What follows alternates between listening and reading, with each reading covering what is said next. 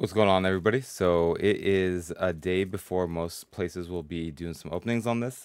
We've gone ahead and we've streamed quite a bit already on Whatnot. I haven't had a chance to open it here on YouTube. I actually meant to open this up a couple days ago, but I've just been extremely busy. As I'm almost running a one-man show for a lot of that. But that being said, we do have the collectors, and you can always catch us over there. There is a link for $15 credit down in the comments below. Sorry, in the description. Fortunately, I don't have my face cam on. I'm having a little bit of trouble with it. It's pretty late. I'm filming this. And we're doing this opening. I chose this box just because it has that weird shrink wrap that sometimes just doesn't shrink properly on the box. So it looks very funky. But this one came straight out of a sub case. It came from a master that I had opened up. Did the majority of the boxes on Whatnot. A little bit of background on this box. There was already one gilded foil that came out of the case.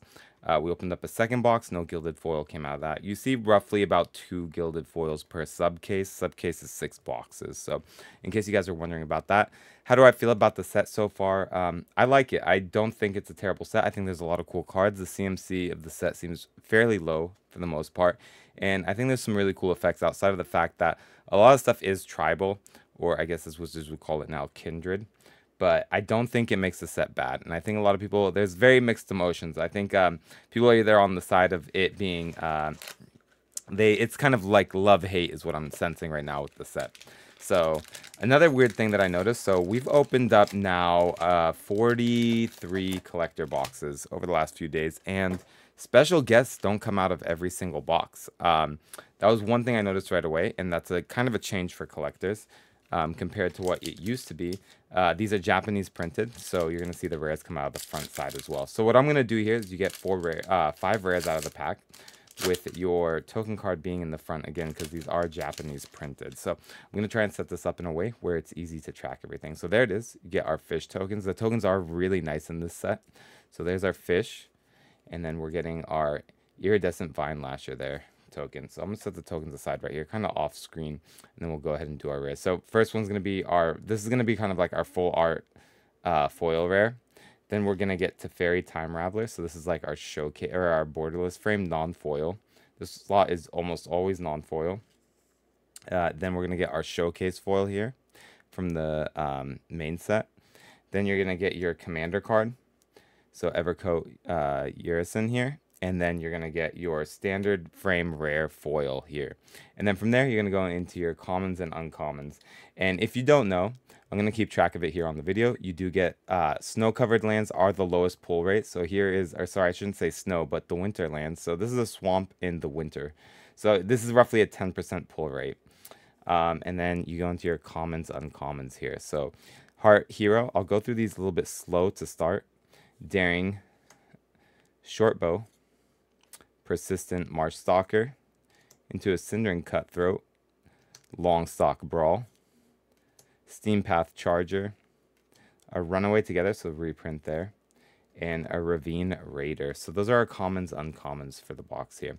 I'm not going to set aside any of the commons, uncommons that I think are good so far in the set, but rather so I'm just going to set aside the rares here. So what I'll do is I'm going to kind of keep a list of what I think are pretty decent hits here out of the set. So Teferi, great reprint. I really hate this Planeswalker playing against it. And then I'm going to set the other rares down here. So yeah, that was the first pack. I'm going to, like I said, I went through it a little bit slower. We're going to go a little bit quicker for this break. If you guys have any feedback on how I can improve these breaks, I always appreciate it down below. I do have a Patreon. I do breaks there. Do some early box breaks for everybody. Otter with a Thorn Plate Intimidator. A lot of these token cards are going to be the offspring cards for a lot of these. Then we're seeing a Sunspine Lynx. I don't know what they call this. Someone called it Field Notes, but I don't think that's the official name. So for that treatment there. A Kidnap. Calamity of Cinders. Into a Mura Trash Tactician. So nothing too crazy there. And then we're getting our Mountain. So we'll set that land there. And then a Curious Forager. Tidecaller. Bright Thought Stalker Warlock, Fountain Port, Baker's Duo, Life Creed Duo, Pearl of Wisdom, and a Crumb and Get It. All right, pack number 3. So far, this box hasn't yielded anything too crazy. It seems like the packs are very swingy as well. You either get like no decent cards or you just get this pack that's completely loaded. So here, another fish token. Birds of Paradise, very happy with that in the full art foil. I actually really, really like this art, so very happy with that hit. And then we're getting a Tender Wild Guide here, and that's the Offspring card. Very cute Offspring cards there. Get that into focus. Very nice. And a Jace, the Mind Sculptor. You tend to see, I would say, like anywhere between like 4 or like 3 to 4 of these animal style planeswalkers in each box. So that one's in non-foil. Then we're getting a Dowerport Mage, followed with a Tempt with Bunnies, kind of a group hug card there. And then a Dragonhawk Fates Tempest there in the standard frame. The standard mythics are also extremely hard to hit. So if you're like trying to hit a very specific mythic out of the set, it's actually quite hard to hit that mythic doing the collectors. And I don't know if that's kind of because of the way this set is set up as far as the collectors go, similar to OTJ, where you have a bunch of different subsets within those first few rare slots, rare mythic slots, making it the main set mythics much harder to get than it would normally be. All right, so there we go. We got a wall. Oh my god, Intrepid Rabbit. So this was the special guest I was really hoping for. Like I said, special guests are extremely hard to hit. I saw one of these in 44 boxes. And to see this in the box that I'm opening here for YouTube, I'm very happy with that. I love this Swords to Plowshares art. Very cute art. It's a play on the original Swords to Plowshares. Part of the reason I really like it. It looks very dark here, but yeah, just part of the reason I like it is it's a play on the original art, and it's a little mouse kind of tending to a field of grass there. All right, we're getting a Gilded Goose for a reprint. And then we're getting a For the Common Good, Blood Rot Apothecary, or Blood Root. I want to say Blood Rot because there is a rot word here in one of these. This guy is busted. Toxic 2. When Blood Root Apothecary enters, you and target opponent each create a treasure token. But then the second effect is what makes it truly crazy. Is whenever the opponent sacks a token there, they're going to get 2 poison counters. So 5 tokens and they're dead. We're getting a Castrol. We're going to actually put Bloodroot up here with the hits. Castrol, the Wind Crested. And then we're getting our Mountain. And what I believe is the spring version of Mountain there. So I'll compare all the arts of the lands at the very end here for you all to see. Mind Whisker, Junkblade, Glide Dive Duo, Night Whirl Hermit, and a Frilled Spark Shooter. I think I said that right. You get so tongue-twisted going through these all day. How long are we at here in the video? 7 minutes. I hope I'm not going too slow for a lot of you here. So here we go, getting the Scrap Shooter. Let me show the other side of that token. There's a Paw Patch Recruit. Scrap Shooter in the full frame. Hugs, Grizzly Guardian.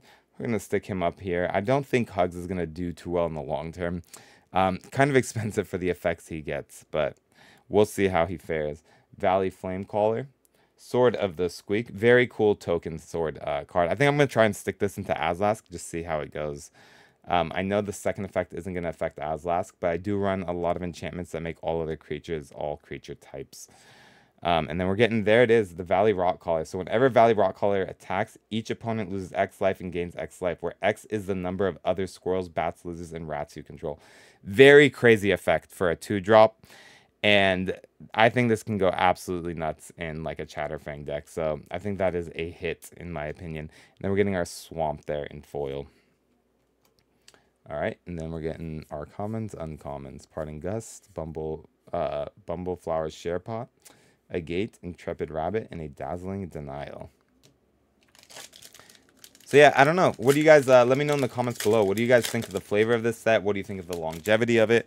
I am hearing that it is in stock at Wizards distribution right now. So I am getting a little bit worried that Wizards is not keeping the print runs as tight as they said they would on the collectors. And we might be in for a bit of a bumpy ride as we move through the year here for some LGSs and everything that with inventory that they may be holding.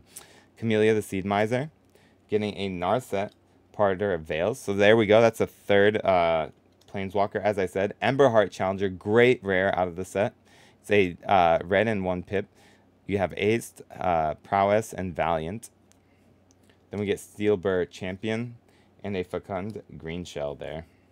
Followed by our Swamp. And the same, this is actually a slightly different one. So this one, I believe, is the Spring Swamp. So if you can see that, we'll compare it at the end there.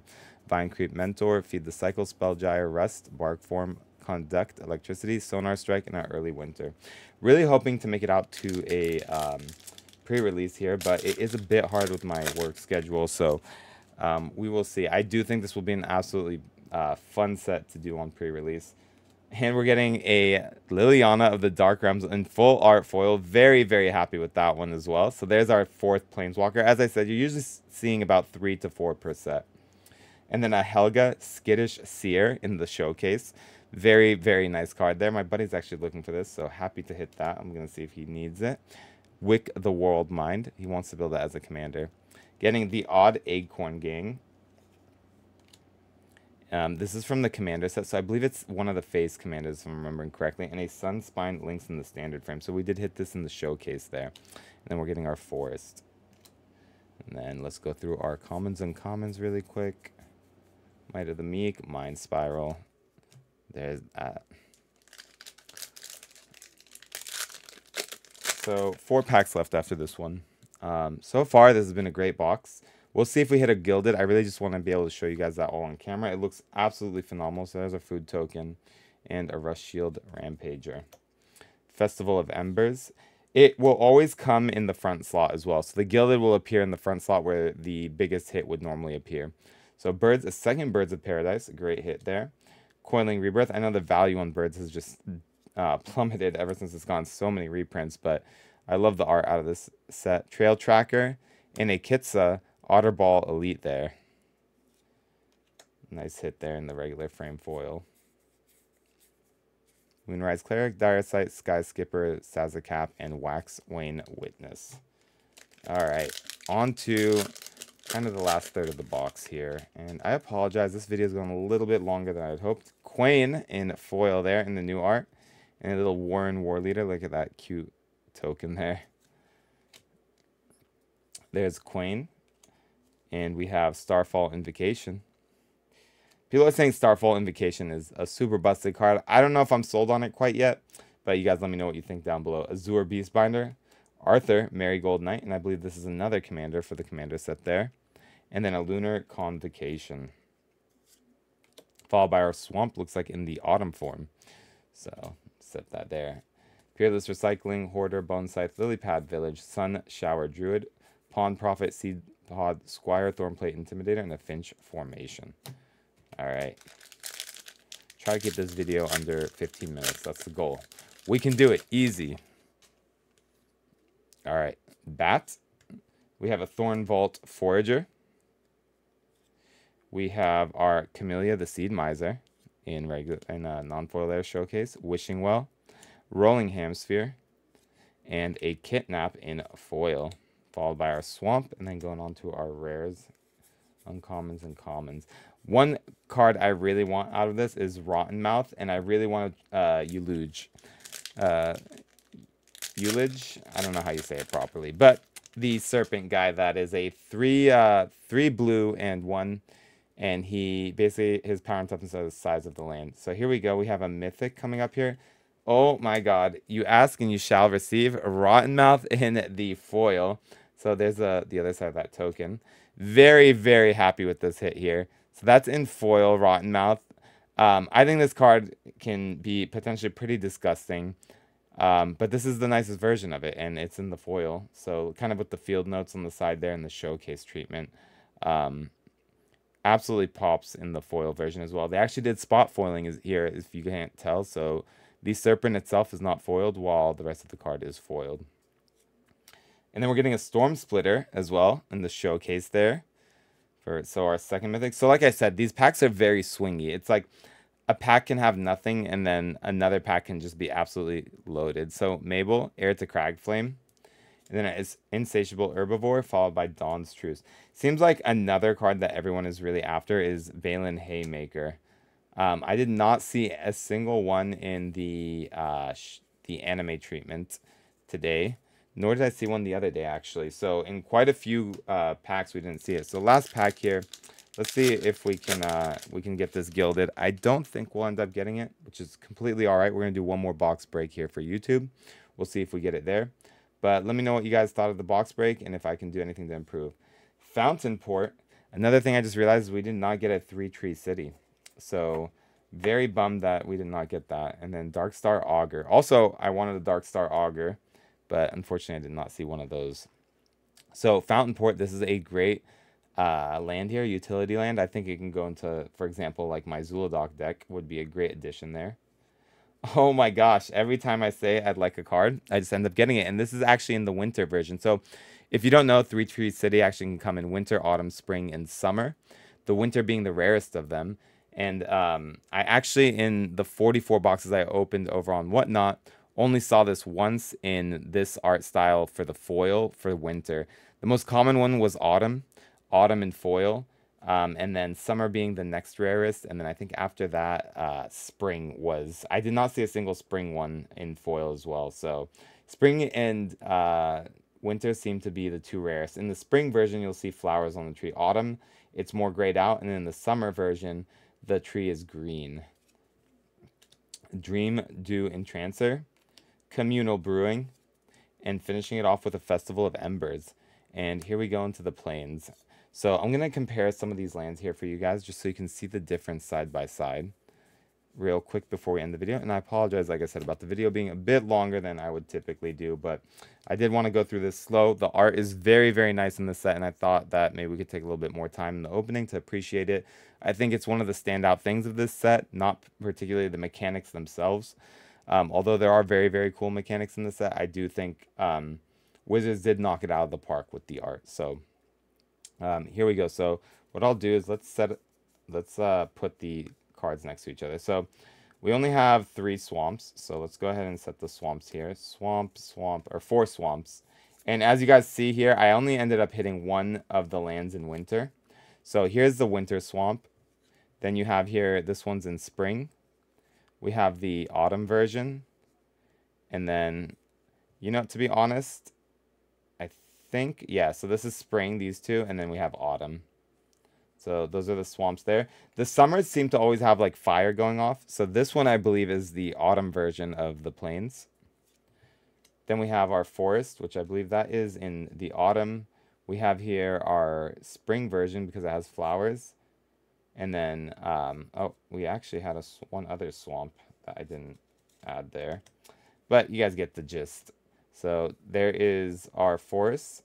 So in our forest, we actually have 2 different versions. So the spring versions and then one in the autumn version there. And then we have our mountains. And I believe one of these is summer. And one of these is the spring version. So the one with the butterflies, I believe, is spring. And this one here is the... you know, to be honest, it's always hard to tell, but I believe this one is summer. Let me know in the comments down below. But you guys get the gist, like I said. Those are the different versions of the lands. Each one has 4 different versions. Very cool addition. I do know that the Summer Mountain has a bunch of fire and stuff going on it, so you can always look that up online. If you appreciated the video, if you liked it, leave a comment down below, like the video, give me a subscribe. I try to do these breaks a little bit earlier than usual, and like I said, you can follow us on Patreon, or you can follow us on Whatnot. There's a $15 credit down below, and I appreciate you all watching till the end of the video. I'll catch you in the next one.